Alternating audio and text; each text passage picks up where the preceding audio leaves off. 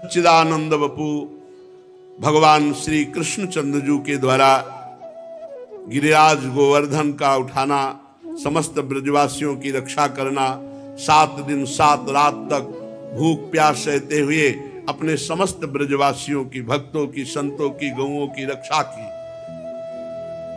परीक्षित ब्रज के गोप भगवान श्री कृष्ण के ऐसे अलौकिक कर्म को देखकर आश्चर्य में पड़ गए। उन्हें भगवान की अनंत शक्ति का तो पता था नहीं। सब ब्रजवासी जन एकत्रित हुए और कहा कि नंद का जो लाड़िला लाला है ये बड़ा अलौकिक है।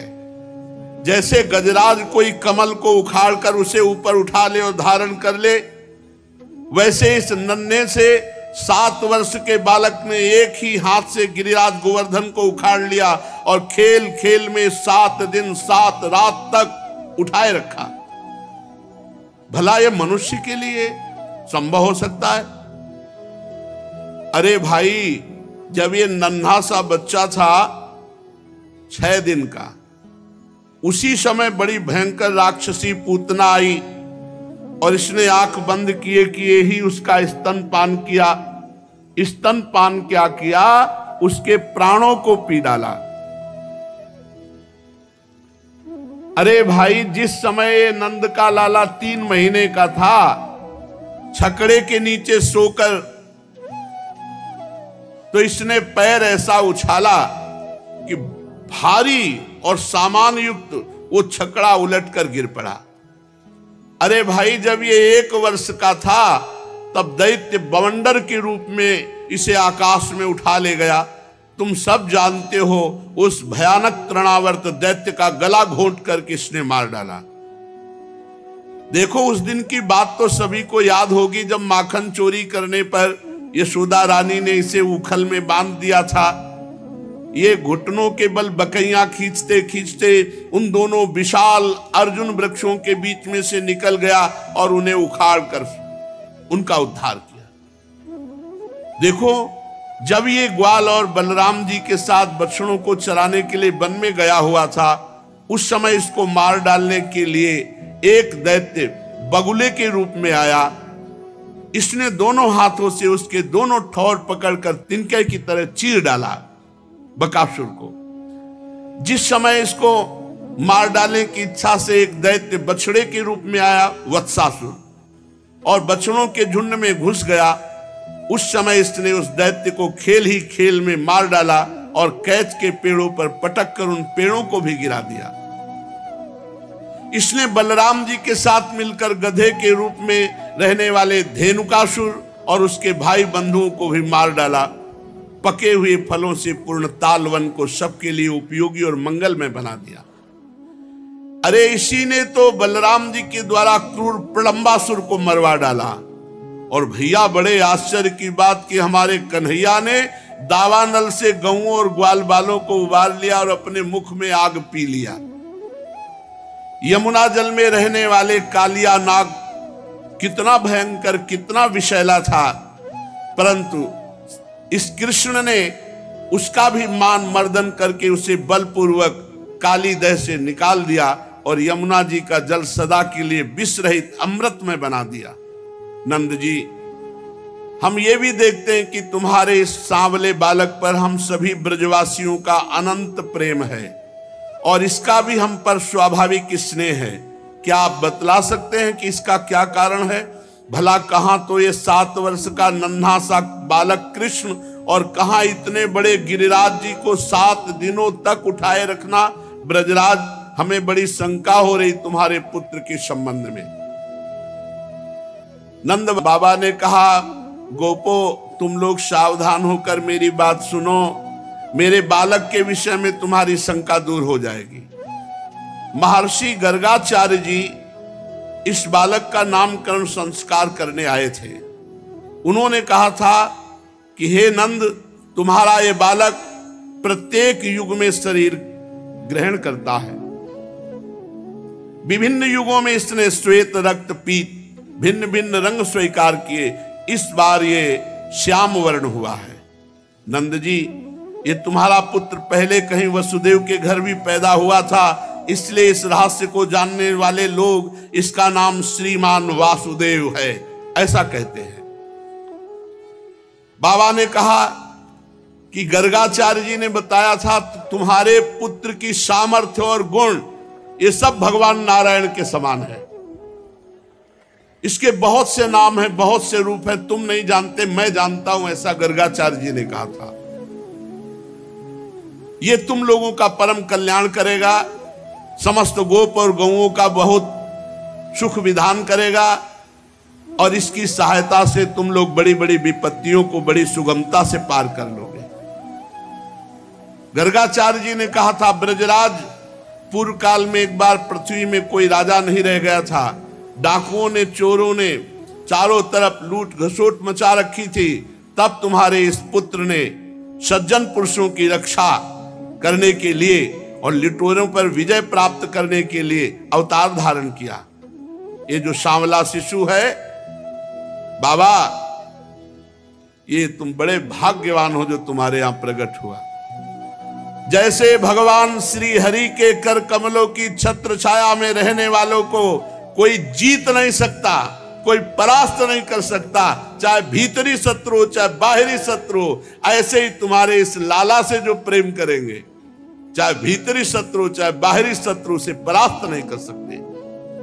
नंद जी चाहे जिस दृष्टि से देखें, गुण से, ऐश्वर्य से, सौंदर्य से, कीर्ति से, प्रभाव से तुम्हारा बालक स्वयं भगवान नारायण के समान है, ऐसा गर्गाचार्य जी ने कहा था। नंद बाबा बोले आगे चलकर इस बालक के अलौकिक कार्यों को देखकर तुम आश्चर्य न करना। तो गोपो, मुझे इसलिए आश्चर्य नहीं होता कि गर्गाचार्य जी ने पहले ही मुझे बता दिया था, तो मैं तो अपने नारायण को धन्य मानता हूं जो हमें ऐसा बालक दिया, और ये पता नहीं स्वयं नारायण ही है। जब ब्रजवासियों ने नंद बाबा के मुख से गर्गाचार्य की ये बात सुनी, तब सब उनका आश्चर्य जाता रहा, क्योंकि अब वे अमित तेजस्वी भगवान श्री कृष्ण के प्रभाव को पूर्ण रूप से देख और सुन चुके थे। आनंद में भरकर उन्होंने नंद बाबा और श्री कृष्ण की भूरी भूरी प्रशंसा की। अब अपना यज्ञ भंग हो जाने के कारण इंद्र जो प्रभाव दिखाया, सांवर्तक गण भेज करके और नाना प्रकार की आंधी तूफान वर्षा ओला, भगवान ने गिरिराज गोवर्धन को अपने कर कमल में लेकर समस्त ब्रजवासियों की रक्षा की। अब देवराज इंद्र घबरा गए कि ये कोई बालक नहीं, ये तो परब्रह्म परमात्मा, मेरा अपराध बन गया। भगवान श्री कृष्ण ने गिरिराज गोवर्धन को धारण करके मूसलाधार वर्षा से ब्रज को बचा लिया। तब उनके पास गोलोक से कामधेनु और स्वर्ग से देवराज इंद्र अपने अपराध को क्षमा कराने के लिए आ गए। कोई बड़ा अपराध बन जाए तो भगवान या भक्त इनके सामने, ये प्रथा थी पहले कि अगर गौ को आगे करके ले जाया जाए तो अपराध क्षमा कर देते थे। कामधेनु को आगे करके देवराज इंद्र ब्रज में आए, बहुत लज्जित थे क्योंकि कुछ भी उपाय उनका नहीं चला। इसलिए उन्होंने जब भगवान श्री कृष्ण को एकांत में देखा तो सूर्य के समान तेजस्वी मुकुट से साष्टांग दंडवत होकर उनके चरणों का स्पर्श किया। परम तेजस्वी भगवान श्री कृष्ण का प्रभाव देख सुनकर के इंद्र का एक घमंड जाता रहा कि मैं तीनों लोकों का स्वामी हूं। अब उन्होंने हाथ जोड़ करके भगवान की स्तुति की। विशुद्ध सत्वं तव धाम शांतम तपोमयम ध्वस्त रजस्तमस्कम मायामयोऽयं गुणसं प्रवाहो न विद्यते ते ग्रहणानुबंधः। हे भगवान, आप परम शांत में हैं। पहला शब्द कि नाराज मत होइएगा, आपका स्वरूप शांताकारम है। हे नाथ, आप परम शांत में हैं, ज्ञान में हैं, रजोगुण तमोगुण से रहित एवं विशुद्ध अपराकृत सत्व में हैं। ये गुणों का प्रवाह रूप प्रतीत होने वाला प्रपंच केवल मायामय है, क्योंकि आपका स्वरूप न जानने के कारण आप में इस प्रपंच की प्रतीत होती वस्तुता आप ही आप हैं। प्रभु, आपका संबंध अज्ञान और उसके कारण प्रतीत होने वाले देह आदि से है ही नहीं। फिर भी देह आदि की प्राप्ति के कारण उन्हीं से होने वाले लोभ क्रोध आदि दोष ये आप में कैसे हो सकते हैं? प्रभु, इन दोषों का होना तो अज्ञान का लक्षण है, तो आप परम ज्ञान स्वरूप हैं, अर्थात आप हम पर क्रोध न कीजिए। यद्यपि अज्ञान और उससे होने वाले जगत से आपका कोई भी संबंध नहीं, फिर भी धर्म की रक्षा और दुष्टों का दमन यह आपका स्वभाव है। जो धर्म से चलेगा उसकी रक्षा, और जो दुष्टता करेगा उसकी दुष्टता का दमन, ये भगवान का स्वभाव है। प्रभु, आप जगत के पिता हैं, गुरु हैं, स्वामी हैं। आप जगत का नियंत्रण करने के लिए दंड धारण किए हुए दुस्तर काल भी आप ही हैं। आप अपने भक्तों की लालसा पूर्ण करने के लिए स्वच्छंदता से ये मनुष्य शरीर धारण करते हैं। और जो लोग घमंडी हमारी तरह अपने को ईश्वर मानने वाले हैं, उनके मान का मर्दन करके उनको शांति प्रदान करते हैं। प्रभु, मेरे जैसे अज्ञानी अपने जगत का ईश्वर मानने वाले, वे जब देखते हैं कि बड़े बड़े भय के अवसर पर भी आप निर्भय रहते हैं, तब उनका घमंड चूर हो जाता है और गर्व रहित होकर वो संत पुरुषों के द्वारा सेवित भक्ति मार्ग का आश्रय लेकर आपका भजन करते हैं। प्रभु, आपकी चेष्टा एक एक भक्तों की रक्षा करना और दुष्टों का दमन करना, दुष्टों के लिए दंड विधान करना। प्रभु, मैंने ऐश्वर्य के मद में चूर होकर आपका भारी अपराध किया, क्योंकि मैं आपकी शक्ति और प्रभाव के संबंध में बिल्कुल अनजान था। हे परमेश्वर, आप कृपा करके मुझ मूर्ख अपराधी को क्षमा करें। ऐसी कृपा करें कि अब दोबारा हमसे ऐसी कोई गलती ना हो, मैं दोबारा ऐसे दुष्ट अहंकार का शिकार न बनूं। हे स्वयं प्रकाश, हे इंद्रियातीत परमात्मन श्री कृष्ण, आपका यह अवतार इसलिए हुआ है कि जो असुर सेनापति केवल अपना पेट पालने में लगे हैं, पृथ्वी के लिए बड़े भारी भार के कारण बन रहे हैं, उनका वध करके उन्हें मोक्ष प्रदान करें। प्रभु, जो आपके चरणों के सेवक हैं, आज्ञाकारी भक्त जन हैं, उनका अभ्युदय हो, उनकी रक्षा हो। भगवान, मैं आपको नमस्कार करता हूं। नमस्तुभ्यं भगवते पुरुषाय महात्मने वासुदेवाय कृष्णाय सात्वतां पतये नमः। स्वच्छंदोपात्त देहाय विशुद्ध ज्ञान मूर्तये सर्वस्मै सर्वबीजाय सर्वभूतात्मने नमः। मैं आपको नमस्कार करता हूं। आप सर्वांतर्यामी पुरुषोत्तम सर्वात्मा वासुदेव हैं। आप यदुवंशियों के एकमात्र स्वामी भक्त वत्सल, सबके चित्त को आकर्षित करने वाले कृष्ण, मैं आपको बार बार नमस्कार करता हूं। आपने जीवों के समान कर्मवश होकर नहीं, स्वतंत्रता से अपने भक्तों की तथा अपनी इच्छा के अनुसार दिव्य चिदानंद शरीर स्वीकार किया है। आपका ये शरीर भी विशुद्ध ज्ञान स्वरूप है। आप सब कुछ हैं, सबके कारण है, सबकी आत्मा है, इसलिए मैं आपको बार बार नमस्कार करता हूं। भगवान, मेरे अभिमान का अंत नहीं था।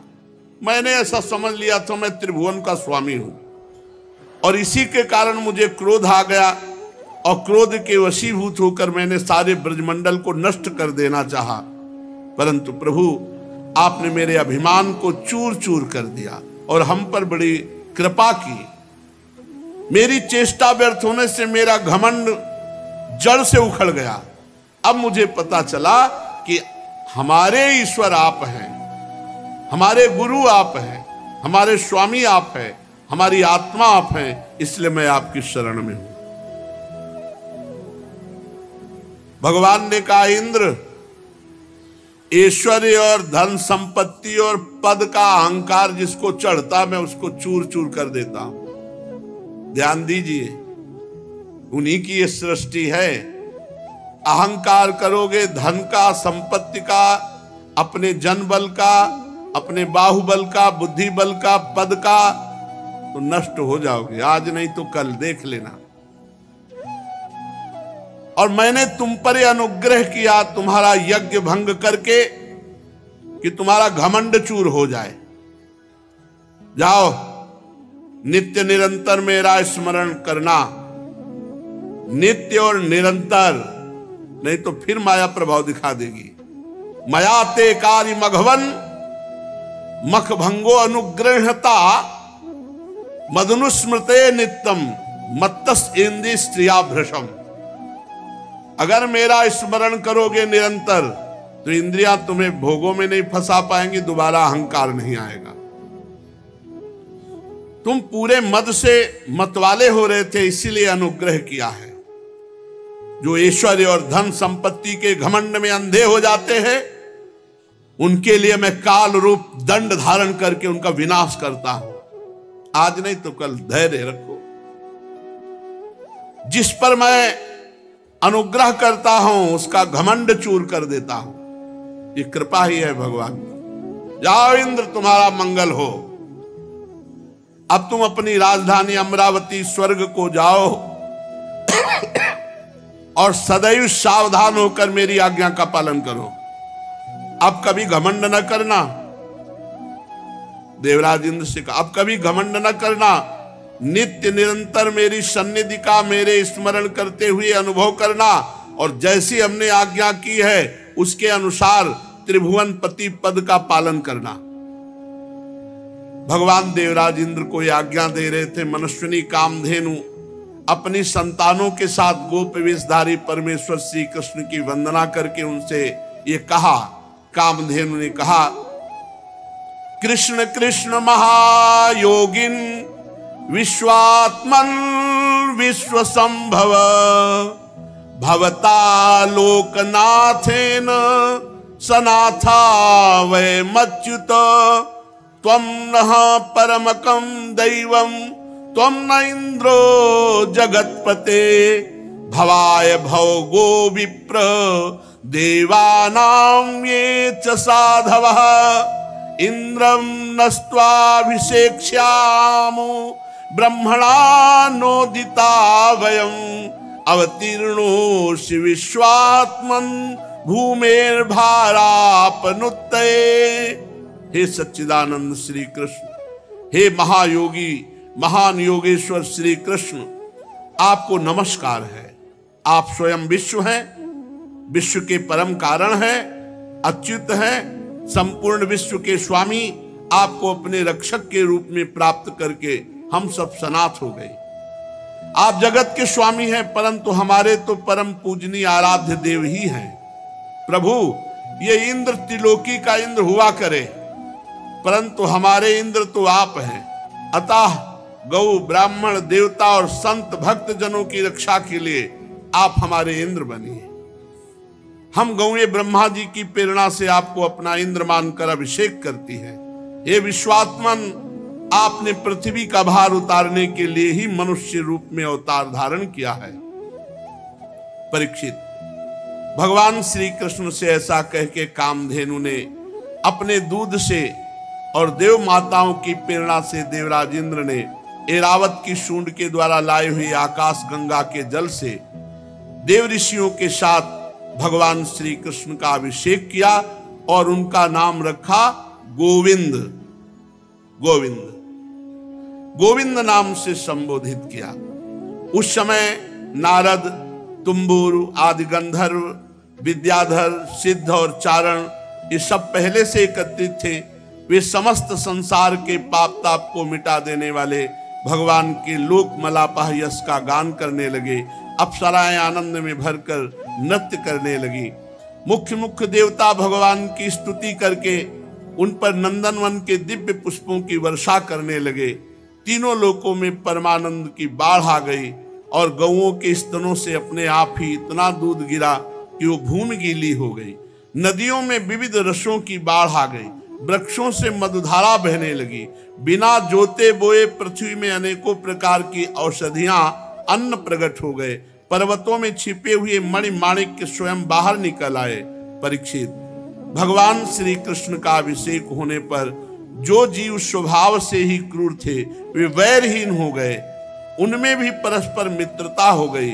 इंद्र ने इस प्रकार गौ और गोकुल के स्वामी श्री गोविंद का अभिषेक किया और फिर उनसे अनुमति प्राप्त होने पर देवता गंधर्व आदि के साथ स्वर्ग की यात्रा की। नंद बाबा एकादशी व्रत रहते थे। कार्तिक शुक्ल एकादशी का उपवास किया था, भगवान की पूजा की। पर एकादशी व्रत एक दिन सत्संग में पीछे काफी समय पहले चर्चा हुई थी कि एकादशी व्रत कैसे रहा जाता है। तो दशमी और द्वादशी को ही जो संयम, तो फिर एकादशी उसकी पूर्ण मानी जाती है। साधारण शब्दों में समझ लो कि दशमी को एक बार भोजन दोपहर के समय कर ले, शाम के न करे, और एकादशी को जल या निर्जला और या बहुत एक बार फल ले ले। अब तो कई प्रकार के सब चीजें फलाहार में बनती हैं। साबूदाना की खीर, साबूदाना की खिचड़ी, साबूदाना के और भी पदार्थ बहुत से, और कूटू की पूड़ी, कचौड़ी, सिंघाड़े का हलवा, सवा की खीर, सवा, बहुत चीजें, ऐसे बहुत चीजें। एकादशी का मतलब है, अगर आपको लगता है कि हम जल के पान करके केवल 24 घंटा रहना चाहिए, मरोगे नहीं यार। जल है, मरोगे नहीं। आंतों को थोड़ा विश्राम मिल जाएगा। 15 दिन में एक बार आता है। अगर आपको लगता है कि जल से हम बहुत सेवा करने वाले हैं, कार्य नहीं हो पाएगा, तो 2-4 केला की फली ले ली, एक सेव ले लिया, बस। ये छौंक बघारना, जीरा, ये सब मनोरंजन है। मनोरंजन है।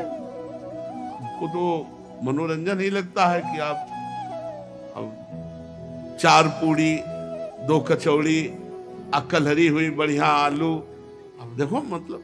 इसके बाद सिंघाड़े का हलवा, सवा की खीर, साबूदाना की खिचड़ी, ये सब देखा है। ये ऐसा नहीं कि देखा नहीं, पर वो रसेंद्री की तृप्ति व्रत नहीं। व्रत का मतलब क्या है? कष्ट सहना।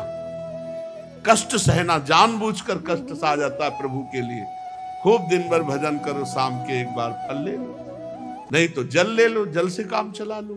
तो बाबा एकादशी रहते थे, और एकादशी की रात को कीर्तन करना चाहिए, पूरी रात जगना चाहिए, तभी एकादशी सफल मानी जाती है। 2-4 भगत मिलकर, ये डाकोर के रामदास जी तो द्वारिकाधीश जाते थे, पूरी रात कीर्तन करते थे, फिर वापस आते थे। भगवान रीझ गए थे उनसे, और भगवान ने कहा हमको लिवा चलो अपने घर। रामदास जी से कहा, रीझ गए, हर एकादशी को ठाकुर जी के पास जाना, रणछोड़ ठाकुर जी के पास, द्वारिकाधीश उनके दर्शन करना और रात भर कीर्तन करना। एक दिन ठाकुर जी ने कहा, अगली बार अब गाड़ी लेके आना और हम तुम्हारे साथ चलेंगे। तो उनका, प्रभु हमारे साथ चलोगे? आप बूढ़ा शरीर है हमारा, आपका तो नौ किशोर हो, हम कैसे गाड़ी में ले पाएंगे? और बाहर ताला लग जाता है। बोले पीछे की खिड़की हम खोल देंगे और तुम्हारे लिए हम फूल जैसे हो जाएंगे। बोले प्रभु देख लो, बहुत बड़े रक्षक हैं सब इनके, अभी कुछ नहीं होगा, तुम गाड़ी ले आओ ना, हम चलने के लिए तैयार हैं। अब वो गाड़ी ले आए। सब भगत देख रहे थे कि पैदल नंगे पैर आते थे, इस बार गाड़ी पे आए तो सोचा शायद बूढ़े हैं इसलिए बैलगाड़ी से आ गए होंगे। अब भगवान पूरी प्लानिंग बता दिए थे। तो मंदिर के पीछे गए, खिड़की खोल के ठाकुर जी पूरा श्रृंगार सब पहने। बोले लिवा, बोले ना प्रभु, पहले एक भी नग नहीं होना चाहिए, क्योंकि ये सब सेवादारों के काम आएगा। प्रभु हमको तो वैसे डर लग रहा है आपको ले जाने के लिए, आप पहले सब, भगवान ने सब उतार के फेंक दिया, मंदिर में ऐसे फैला दिए पूरे आभूषण, कहा अब हमें गोद में लो। भगवान कितने रिझवार है, जो ये ऐसे किया, फूल से गोद में आ गए तो कुछ कंबल आदि ऐसे गाड़ी में बिछाए थे, भगवान को विराजमान किया और चल पड़े। अब बहुत दूर रणछोड़ ठाकुर से डाकोर है। अब प्रातःकालीन वेला पे जब मंदिर खोले तो देखे आभूषण ठाकुर जी है नहीं, पीछे खिड़की खुले, अरे पक्का वो गाड़ी लेके भगत आया था, उनपे ठाकुर जी बहुत रीझे थे, जरूर ठाकुर जी को भगा ले गए। भगत ठाकुर जी को भगा ले गए। अब जितने पार्षद थे सब घोड़ों से ऐसे सब भाला बर्छी लेकर सब, अरे वो जा रहा है, वो जा रहा है। रामदास जी ने कहा प्रभु आ गए हम। तो बोले देखो ये छोटी सी तलैया थी जल की, बोले इसमें हमको छिपा दो जल में, वो जल्दी से छिपा दिए। तो उन्होंने मतलब ऐसा देखा, कहा ठाकुर ने भालों से मारा, बूढ़े रामदास भगत को भालों से मारा। उधर जब तालाब की तरफ देखा तो खून खून खून, दौड़ करके तो देखा ठाकुर जी के शरीर में भाले लगे हुए और खून। ठाकुर जी ने कहा तुम जैसे निर्दयियों के साथ हम नहीं चलेंगे, हम रामदास जी के साथ जाएंगे। उनका प्रभु आप हमारा जीवन हो, जीवन ही आपसे चलता है। बोले हाँ यही बात तो है ना कि हमसे जीवन चलता है, रामदास हमारे तौल भर सोना दे देंगे तुम्हें, ठीक है? बोले हाँ ठीक है, राजी हो गए।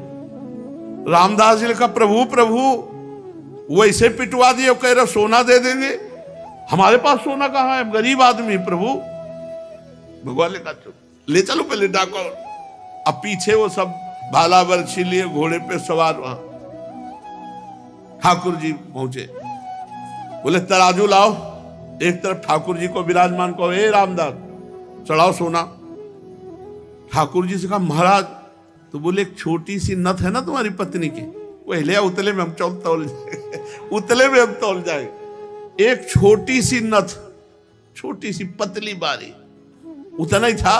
भगवान को सब पता है, जो ही धरे सो भगवान टंग गए। वो बोले देखो ऐसे सोना तो ज्यादा है, पर ले जाओ तो भगवान ने कहा देखो सोना तो ज्यादा है, पर रामदास उदार आदमी है, दे देंगे, दे दो भाई।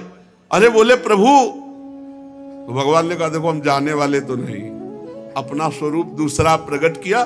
बोले इसे ले जाओ। आज भी जो भगवान रामदास जी के यहाँ विराजमान है वो ठाकुर, आज भी पट्टी बंधती ठाकुर जी की, आज भी पट्टी बंधती है। भगत के ऊपर प्रहार किया तो आज भी भगवान के घाव और पट्टी बंधती है। तो एकादशी व्रत ऐसा जैसे रामदास जी रहते थे। पूज्य श्री मथुरा दास जी भक्तमाली जी थे, एकादशी को चर्चा नहीं करते थे, रोज चर्चा होती थी, पर एकादशी को निर्जला रहते थे। दशमी से छोड़ देते थे भोजन पानी, एकादशी के दिन एक बूंद पानी नहीं, और द्वादशी को पारायण इसलिए बोलने में भी सावन, और वयो वृद्ध अवस्था तक। नंद बाबा एकादशी कार्तिक शुक्ल पक्ष की थी, भगवान की पूजा की, रात भर कीर्तन किया, और द्वादशी को स्नान करने के लिए यमुना जल में प्रवेश किया। स्नान ब्रह्म मुहूर्त में किया जाता है धारा जी में 4 बजे, ये नहीं कि 2 बजे 1 बजे, धारा में नहीं स्नान, तो ये असुर बेला कही जाती है। यमुना जल में प्रवेश कर गए, उस समय कोई घड़ी तो थी नहीं, रात में कीर्तन किया और लगा कि प्रातःकाल हो गया क्या, तो यमुना जी में स्नान। तो वरुण जी के सेवक उठा ले गए, नंद बाबा को पकड़ ले गए। अब सारे ब्रज में हल्ला मच गया, नंद बाबा खो गए। अब पूरे ब्रज के गोप सब श्री कृष्ण से कहा कि पता नहीं कहां नंद बाबा गायब हो गए, तुम ही अपने पिता को ला सकते हो, हे श्री कृष्ण तुम्हारे ऊपर ही हमारा विश्वास भरोसा। सब रोने लगे। भगवान ने कहा रो मत, रोना पीटना बंद करो, नंद बाबा खोए नहीं है, मैं देख रहा हूं। वरुण का सेवक ले गया, अभी मैं लाता हूं। भगवान वरुण लोक पहुंचे। भगवान अंतरिंद्रिय और बहिरिंद्रियों के प्रवर्तक श्री कृष्ण जे ही वरुण देवता ने देखा सारे जगत के अधीश्वर पधारे, साष्टांग दंडवत। नंद बाबा ने देखा इनके गण तो हमको पकड़ के लाए, तो हमारे कन्हैया की इनका स्वामी साष्टांग दंडवत मारा है। वरुण देवता जे ही देखा भगवान आए उतर कर साष्टांग दंडवत। अब वरुण देवता भगवान की बड़ी पूजा विस्तार से मंत्रों के द्वारा भगवान, नंद बाबा खड़े खड़े आनंदित हो रहे कि यार मेरे लाला का तो बड़ा नक्शा है। ये वरुण देवता इतनी लंबी दंडवत मार कर बड़ी पूजा विस्तार कर रहा है। वरुण जी ने कहा प्रभु अद्य में निवृतो देहोद्यैर्वार्थोऽधिगतः प्रभु त्वत्पादां भाजो भगवन् नवापुः पारमध्वनः नमस्तुभ्यं भगवते ब्रह्मणे परमात्मने न यत्र सूर्यते माया लोक सृष्टि विकल्पना। प्रभु आपकी जय हो। आज मेरा वरुण शरीर धारण करना सफल हो गया। आज मुझे सब कुछ प्राप्त हो गया, सारे पुरुषार्थ मिल गए, क्योंकि आप भगवान जगदीश्वर के चरण सेवा का अवसर प्राप्त हुआ। बाबा कि हम तो समझते थे भगवान नारायण है, मेरा कन्हैया भी भगवान है। यही तो अब बाबा की और छाती फूल रही, अरे मेरा लाला भगवान है। प्रभु आपके चरण कमलों की सेवा का सुअवसर मिला, हम तो भवसागर से पार हो गए। आप भक्तों के भगवान, वेदांतियों के ब्रह्म और योगियों के परमात्मा हैं। प्रभु आपके स्वरूप में विभिन्न लोकों की सृष्टियों की कल्पना करने वाली माया नहीं है, ऐसा श्रुति कहती है। हे श्री कृष्ण मैं आपको नमस्कार करता हूं, बार बार दंडवत। प्रभु क्षमा करना, है मेरा सेवक अज्ञानी था जो नंद बाबा को अनजाने में ले आया, ये अपने कर्तव्य को नहीं जानता। प्रभु ये आपके पिताजी हैं, आप ले जाओ और मुझे क्षमा करो। वरुण जी, वरुण कान पकड़ रहे, स्तुति कर रहे, बार बार दंडवत कर रहे, क्षमा मांग। गोविंद मैं नहीं जानता था कि आपके ये पिता है, आप बड़ा प्रेम भाव रखते हो, मुझे क्षमा कर दीजिए। प्रभु सेवक से गलती हो गई, नाथ क्षमा कर दीजिए, और मैं सदैव आपका दास हूं। हे श्री कृष्ण जब कभी कोई भी आज्ञा। बार बार वरुण जी महाराज दंडवत। वरुण जी ने बड़ी स्तुति प्रार्थना की। भगवान श्री कृष्ण ब्रह्मादि ईश्वरों के भी ईश्वर हैं। फिर लोकपाल वरुण ने भगवान की 4 परिक्रमा की, दंडवत की, बार बार क्षमा याचना की। नंद बाबा बड़े आश्चर्य में, नंद बाबा को लिया ब्रज में आए। अब सुबह बैठक बुलवाई गई। नंद बाबा भाई, नंद बाबा ने कहा कि मैंने देखा वरुण जी बार बार दंडवत, पूरी साष्टांग दंडवत मार रहे थे और कह रहे थे इंद्रियातीत ऐश्वर्य योगीश्वर योगींद्र भगवान परमात्मा।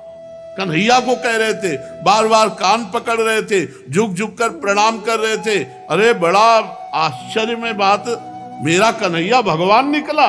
हम तो समझते थे भगवान नारायण की कृपा है। अरे इसीलिए गिरिराज गोवर्धन उठा। भगवान के प्रेमी गोप सुन करके बड़े आश्चर्य में हो गए, ये कन्हैया भगवान है, हमारा सखा भगवान है। बड़ी उत्सुकता हुई। नंद बाबा के पास से जब हटे गौएं चराने गए ब्रह्म हृदय, तो सब सखा ने कहा, ए भगवान सुनो, तुम भगवान हो। भगवान ने कहा भगवान थे। कन्हैया ने कहा भगवान थे। तुम बैकुंठ के नाथ भगवान हो, तो हमें बैकुंठ दिखाओ अगर भगवान हो।